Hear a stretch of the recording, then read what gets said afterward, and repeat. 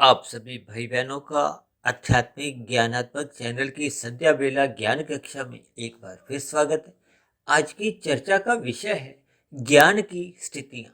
और नीचे हमने देखिए 3 शरीरों के नाम लिखे हैं, स्थूल शरीर, सूक्ष्म शरीर और कारण शरीर। क्योंकि हमने ज्ञान की स्थितियों को हमने सफेद रंग से लिखा है और कारण शरीर को भी हमने सफेद रंग से दर्शाया है। तो इसका अभिप्राय क्या है कि ये ज्ञान की स्थितियों का संबंध मुख्य रूप से देखिए कारण शरीर से है। अक्सर हम देखिए कारण शरीर पे अपनी बहुत सी चर्चाएं करते रहते हैं, क्योंकि अक्सर एक साधारण मनुष्य को अपने कारण शरीर का कोई विशेष ज्ञान नहीं होता। और ऐसे कितने ही मनुष्य हैं जिनको देखिए अपने कारण शरीर का कभी उन्होंने नाम ही नहीं सुना, क्योंकि एक साधारण मनुष्य की एक दिनचर्या स्थूल शरीर के स्तर पर ही होती है। स्थूल शरीर को एक साधारण मनुष्य अधिक महत्व देता है। जब हम देखिए अपने मिले हुए जीवन में स्थूल शरीर के प्रति अधिक सजग होते हैं, स्थूल शरीर के विषय भोगों की ओर ये अधिक ध्यान देते हैं, तब ऐसी स्थिति विशेष में मनुष्य के मिले हुए जीवन में पशुता अधिक आने लगती है। पशुता अधिक आने का अभिप्राय देखिए पशु वृत्तियों से है। क्योंकि शास्त्रों में बार बार कहा जाता है, जब तक मनुष्य देखिए पशु वृत्तियों से ऊपर नहीं उठता, क्योंकि हम देखिए पशु जोनि में तो है नहीं। अब पशु जोनि से ऊपर की जोनि क्या है? मनुष्य जोनि है। मनुष्य जोनि का अभिप्राय सत्संग करने से दिया जाता है, ज्ञान में स्थिति से दिया जाता है। यदि मनुष्य जोनि को ही देखिए हम एक पशु वृत्तियों से जोड़ देते हैं, क्योंकि कलयुग में एक साधारण मनुष्य के जीवन में देखिए सत्संग का अभाव है। सत्संग का अभाव होने के कारण ही ये ज्ञान की स्थितियां देखिए बिगड़ती जाती हैं। बिगड़ने का अभिप्राय आपका हमारा फिर कर्माशय बिगड़ता है। कर्माशय बिगड़ने से कारण शरीर में संस्कारों की स्थितियां बिगड़ने लगती हैं, क्योंकि मनुष्य योनि में ही देखिए कर्माशय भी बनता है और संस्कार भी बनते हैं। संस्कार बनने का अभिप्राय केवल मनुष्य योनि से ही जोड़ा जाता है, जबकि गर्भाशय का जो एक क्षय है, क्योंकि नीचे की जो 80 लाख प्रकार की योनियां हैं उनमें देखिए पाप कर्मों का क्षय होता है और ऊपर की योनियों में पुण्य कर्मों का अधिक क्षय होता है। ये दोनों ही स्थितियों में देखिए कर्माशय घटता है। घटता का अभिप्राय है क्योंकि उसमें वृद्धि तो हो नहीं सकती, क्योंकि ऊपर की योनियां हो या नीचे की योनियां हो, वो एक भोग योनियां मानी जाती है। भोग योनियों का अभिप्राय क्या है कि जो पहले के किए गए कर्म है उनका जो अनुकूल और प्रतिकूल स्थितियों के रूप में जो हमें सुख दुख रूपी फल मिलते हैं उन्हीं को ही भोगा जा सकता है। नई क्रियाएं जो भी आप और हम देखते हैं, अब देखिए जानवर भी दिन भर कितनी ही क्रियाएं करते हैं, लेकिन उनका कोई नया कर्माशय नहीं बनता। उदाहरण के लिए यदि देखिए कभी किसी कारणवश कोई कुत्ता किसी मनुष्य को काट लेता है तो उस पर कोई पाप कर्मों का नया कर्माशय नहीं बनता। लेकिन मनुष्य यदि अज्ञानतावश उस कुत्ते को पीट पीट के मार देता है तो मनुष्य पे देखिए एक निषेध कर्म, पाप कर्म का एक कर्माशय बन जाता है, क्योंकि हम मनुष्य जोनि एक कर्म जोनि के अंतर्गत आते हैं। आप और हम देखिए एक साधना जोनि का एक अवसर का भी लाभ उठा सकते हैं। ऐसी स्थितियों पर देखिए हम बार बार चर्चाएं करते आ रहे हैं। आज हम चर्चा केवल इस स्थिति पर कर रहे हैं कि आपका हमारा लिया गया जो ज्ञान है वो किस स्तर पे घूम रहा है। स्थूल शरीर के स्तर पर घूम रहा है या सूक्ष्म शरीर के स्तर पर घूम रहा है या कारण शरीर के स्तर पर घूम रहा है। क्योंकि हम अपनी चर्चाओं में देखिए रंगों से कुछ एक संबंध जोड़ते हैं, क्योंकि ज्ञान की स्थितियों को हमने सफेद रंग से दर्शाया है और कार्य शरीर को हमने सफेद रंग से दर्शाया है। तो इसका अभिप्राय क्या है कि ज्ञान का संबंध मूलभूत रूप से कारण शरीर से है। जब तक आपके हमारे कारण शरीर में सात्विक स्थिति मजबूत नहीं होती, सात्विक स्थिति मजबूत होने का अभिप्राय कि जब तक उसमें शुभ संस्कार नहीं बनते तब तक वो ज्ञान देखिए अस्थिर माना जाता है। अब स्थूल शरीर के स्तर पर हमने देखिए काले रंग दर्शाया, क्योंकि आपका हमारा स्थूल शरीर है ही तामसी, तमोगुण प्रधान है। तमोगुण प्रधान का अभिप्राय उसमें तमोगुण की प्रधानता बनी होती है।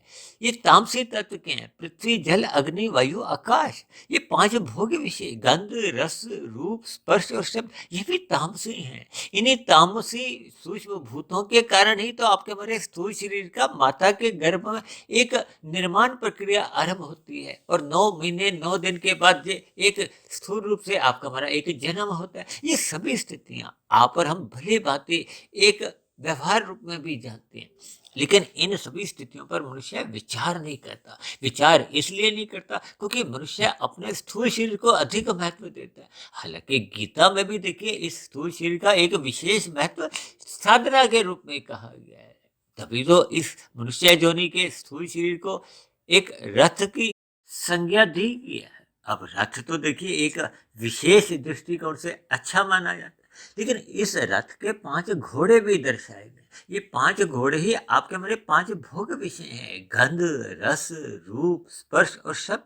हालांकि इन सभी बातों पे हम चर्चाएं करते रहते हैं। हालांकि आज की चर्चा का जो हमारा मूल केंद्र है कि हमने ज्ञान की स्थिति में एक कारण शरीर का संबंध जोड़ना है, क्योंकि कारण शरीर में ही आपके हमारे संस्कार जब तक बदलते नहीं हैं, बदलने का अभिप्राय कि पहले के जो अशुभ संस्कार बने हुए हैं, उन अशुभ संस्कारों को हमने समाप्त करना है, दग्ध बीज करना है।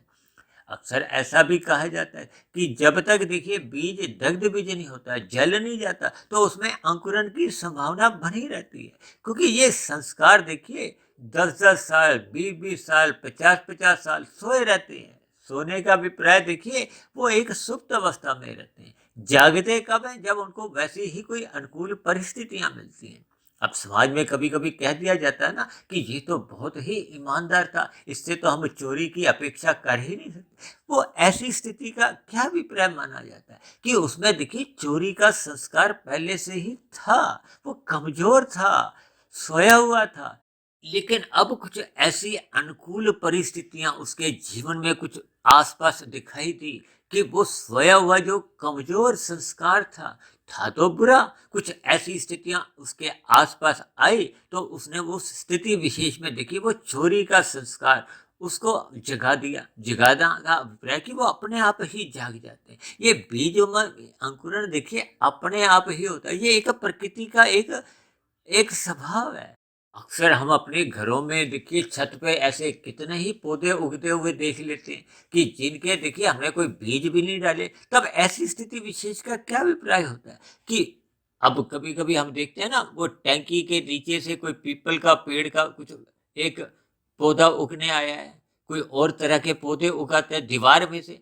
अब ऐसी स्थितियों पर मनुष्य कभी विचार नहीं करता। अक्सर ऐसे पौधों को हम उखाड़ देते हैं, फेंक देते हैं। लेकिन इन पर जब हम विचार करते हैं, देखिए आपके हमारे कारण शरीर में ऐसे ही सोए हुए कितने ही संस्कार हैं। वो कब उग आते हैं? उग आने का मतलब उसमें अंकुरण होता है। अंकुरण का अभिप्राय वो कब देखिए पौधे बढ़ जाते हैं। अब ये सभी स्थितियां देखिए बहुत ही जल्दबाजी में, इतनी जल्दबाजी में बढ़ती हैं कि हम वो पाप कर्म कर बैठते हैं।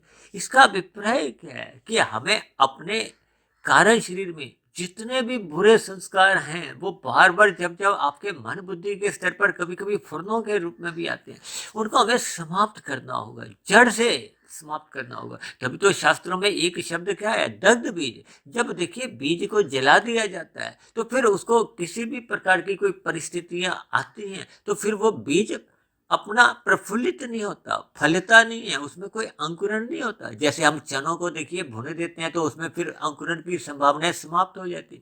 इसलिए मैंने आज देखिए ज्ञान की स्थितियों को 3 स्तरों पर इसलिए समझाने जा रहा हूँ क्योंकि एक साधारण मनुष्य जब जब देखिए स्थूल शरीर के स्तर पर ज्ञान लेता है, लेना अच्छी बात है। देखिए स्थूल शरीर के स्तर पर हम सत्संग करते हैं, आंखों द्वारा कुछ कभी कभी सात्विक पुस्तकों पढ़ते हैं, चाहे हम वीडियो को सुनते हैं। देखिए ज्ञान को हम सुनने से भी लेते हैं, पढ़ने से भी लेते हैं। जब जब हम इन स्थितियों में स्थित होते हैं तो ये सभी का सभी ज्ञान जब मन के द्वारा लिया जाता है तो ये सूक्ष्म शरीर में पहुंचता है। यदि हम मन को आंशिक रूप में रखते हैं और स्थूल शरीर की आंखों द्वारा या कानों द्वारा केवल एक औपचारिक स्थितियों में स्थित रहते हैं तो फिर ये ज्ञान की स्थितियां स्थूल शरीर तक ही रहती है। स्थूल शरीर की स्थितियों तक रहने का अभिप्राय क्या है कि इसका केवल असर 1% ही होता है।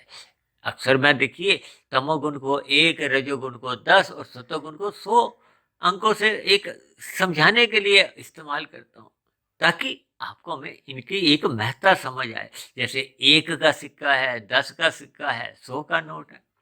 अब स्थूल शरीर के स्तर पर जब जब आपकी मेरी ज्ञान की ये स्थितियां बनती हैं तो फिर वो आपका मेरा लिया गया ज्ञान 1% का ही एक महत्व रखता है। अब 1% के महत्व में जब 99% का शेष महत्व देखिए अज्ञानता का होता है, तो फिर वो 1% का महत्व वो एक बहुत ही अल्प स्थिति का होता है, जो आपके मेरे एक बुरे कर्मों को, पाप कर्मों को रोकने में असफल हो जाते हैं। क्योंकि पाप कर्म 99% की शक्ति वेग से आते हैं, और ये जो ज्ञान की स्थिति स्थूल शरीर पर है वो 1% की है। अब ऐसी स्थिति विशेष में वो 99% के जो पाप कर्मों का जो एक वेग है, आंधी है, वो 1% के ज्ञान को समाप्त कर देती है। जैसे एक दिया आंधी तूफान में देखिए जल पाता है? नहीं, वो बुझ जाता है।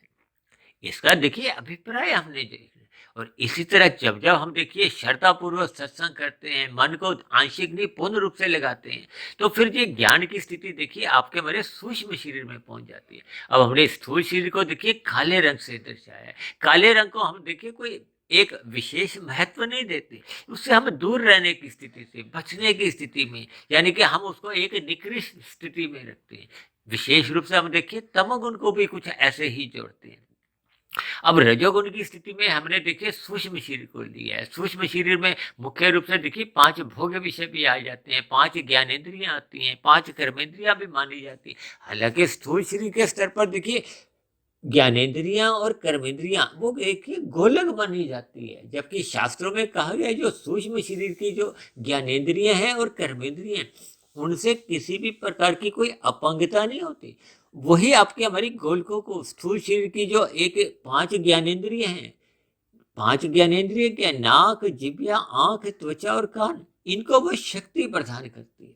अब देखिए इन 5 स्थितियों में अब किसी की यदि आंखें नहीं है तो एक ज्ञानेंद्रिय की अपंगता देखी जाती है, लेकिन सूक्ष्म शरीर पे जो इनको शक्ति देती हैं उन पर कभी भी देखिए अपंगता नहीं होती।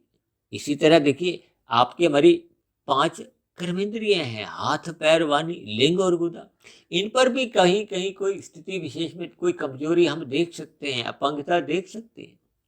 लेकिन सूक्ष्म शरीर के स्तर पर देखिए चाहे मन बुद्धि हो, चाहे आपके हमारे ज्ञानेंद्रियां हो या कर्मेंद्रियों हो, इन पर किसी भी प्रकार की कभी भी कोई अपंगता नहीं होती।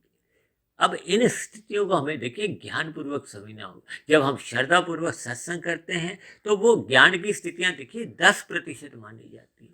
अब 10% से जो कार्यशील की जो हमने स्थिति दिखाई है वो 100% की है।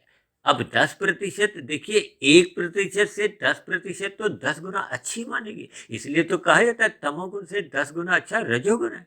ये एक अच्छी स्थिति मानी जाती है, क्योंकि जब हम श्रद्धापूर्वक सत्संग करते हैं, मन को वहां एकाग्र करते हैं। लेकिन इस एकाग्र की स्थिति को देखिए स्थूल शरीर द्वारा लिया गया ज्ञान कुछ घंटे तक ही अपना असर दिखाता है। अब सूक्ष्म शरीर जब मन होता है तो अब ऐसी स्थिति में लिया गया ज्ञान ये कुछ दिनों तक असर दिखाता है, कुछ महीनों तक भी असर दिखा सकता है, लेकिन आपके हमारे संस्कार को, स्वभाव में परिवर्तन लाने में उतना सफल नहीं होता। क्यों?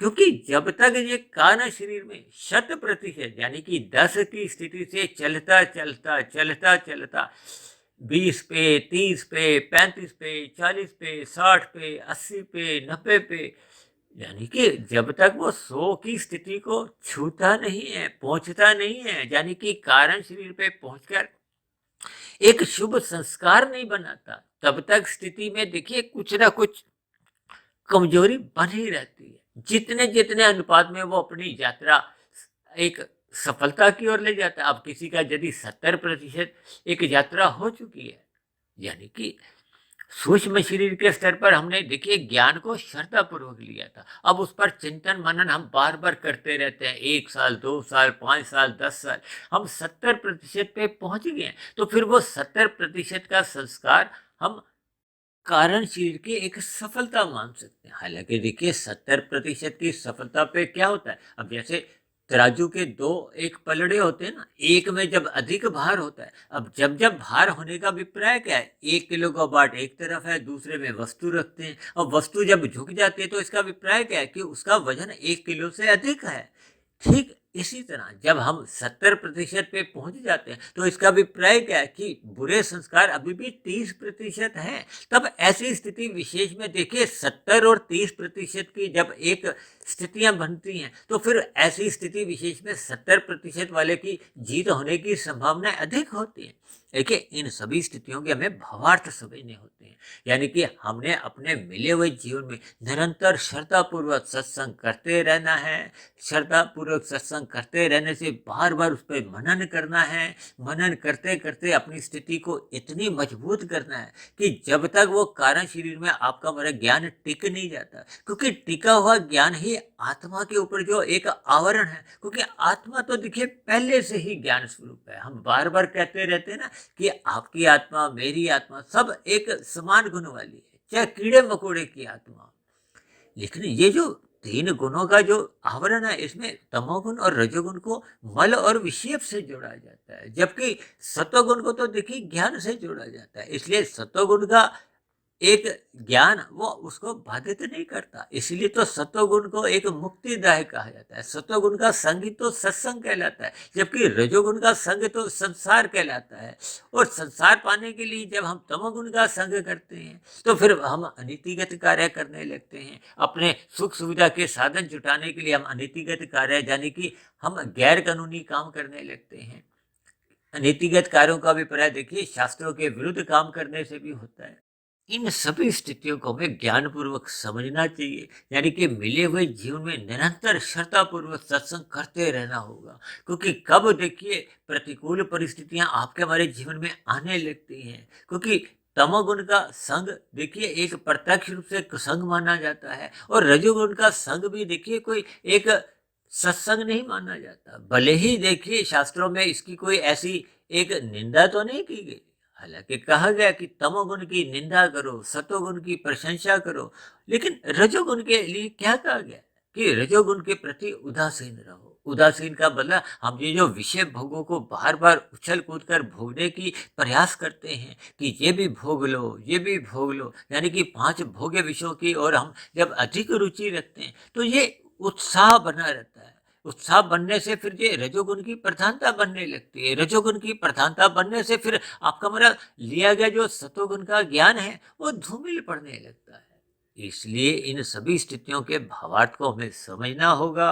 और जब जब हम देखिए स्थूल शरीर के स्तर पर विषय भोगों की प्राप्ति के लिए अनीतिगत कार्य करते हैं, छल कपट ठगी हेरा फेरी करते हैं, चोरी डकैती करते हैं, हत्या जैसे अपराध कर जाते हैं, बलात्कार जैसी स्थितियां मनुष्य कब अपने जीवन में देखिए करने को एक बाध्य हो जाता है, तो ये सभी स्थितियां कारण शरीर के स्तर पर बने हुए बुरे संस्कारों का परिणाम होता है। यानी कि जब जब वहां अज्ञानता बनी रहती है, अज्ञानता बनी रहने से फिर वो कारण शरीर में सदा ही जो बुरे संस्कारों की प्रधानता होती है, बुरे संस्कारों की प्रधानता होने से वो बार बार बुरे फुरने ही मन बुद्धि में उठते रहते हैं। वो बुरे फुरने कब आपके स्थूल शरीर की कर्मेंद्रियों को, ज्ञानेंद्रियों को मजबूर कर देती हैं कर्म करने को, भोगने को। तब ऐसी स्थिति विशेष में मनुष्य अपने मिले हुए जीवन में कितने अधिक पाप कर्म कर जाता है उसका उसको बोध नहीं होता। ये सभी स्थितियां उसका कर्माशय बिगाड़ती हैं और पहले के बने हुए जो बुरे संस्कार हैं वो और अधिक बलवान हो जाते हैं, और पहले के जो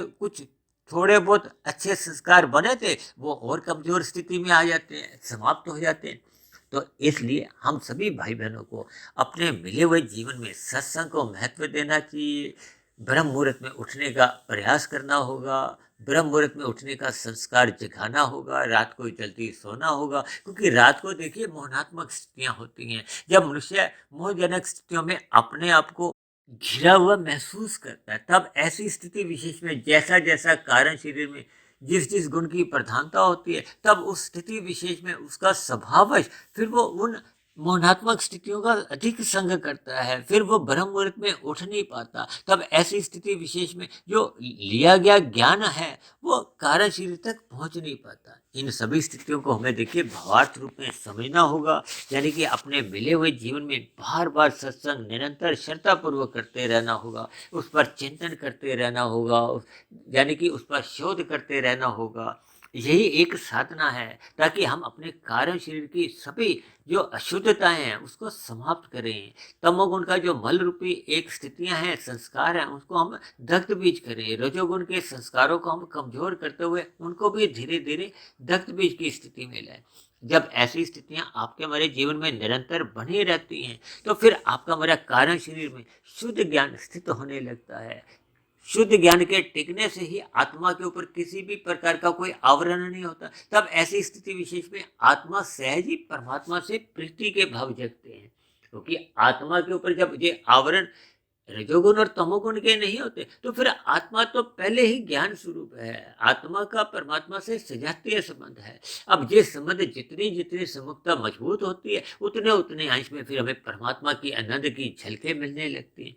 और ये झलके मिलते मिलते जब कारण शरीर पूर्ण रूप से शुद्ध हो जाता है तो फिर स्थूल शरीर के रहते रहते हम मायातीत की स्थिति में पहुंच जाते हैं। तब ऐसी स्थिति विशेष में कारण शरीर एक समाप्त समझा जाता है। जब पूर्ण स्थिति को पा लेता है, जैसा हमें प्रकृति के एक सृष्टि में आरंभिक स्थिति में हमें मिला था, तब ऐसी स्थिति विशेष में स्थूल शरीर की मृत्यु आने पे फिर हमें मरने के बाद, यानी कि स्थूल शरीर के मरने के बाद फिर पुनः भौतिक शरीर नहीं मिलता, फिर हमें आध्यात्मिक शरीर की प्राप्ति होती है। आध्यात्मिक शरीर की प्राप्ति का अभिप्राय हम मायातीत की स्थिति में फिर परमात्मा के सानिध्य में आनंदमय स्थिति में जाते हैं, मोक्ष काल की स्थिति में पहुंच जाते हैं। तो ऐसी सभी शुभ स्थितियां आपके हमारे जीवन में तभी बन पाती हैं जब हम श्रद्धापूर्वक सत्संग करते हैं, यानी कि ज्ञान की स्थिति को हम पूर्ण रूप से शुद्ध स्थिति में कारण शरीर को शुद्ध कर लेते हैं। तो ऐसी सभी शुभ स्थितियां आप सभी भाई बहनों के जीवन में भी जल्द से जल्द बढ़ती जाएं।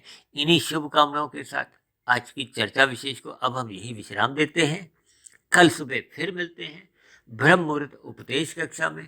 तब तक आप अपने आध्यात्मिक मित्र सुधीर भाटिया फकीर को इजाजत दें। आप सभी भाई बहनों को मेरी ओर से बहुत बहुत शुभ रात्रि और आप सभी भाई बहनों को ब्रह्म मुहूर्त में उठने के लिए बहुत बहुत शुभकामनाएं।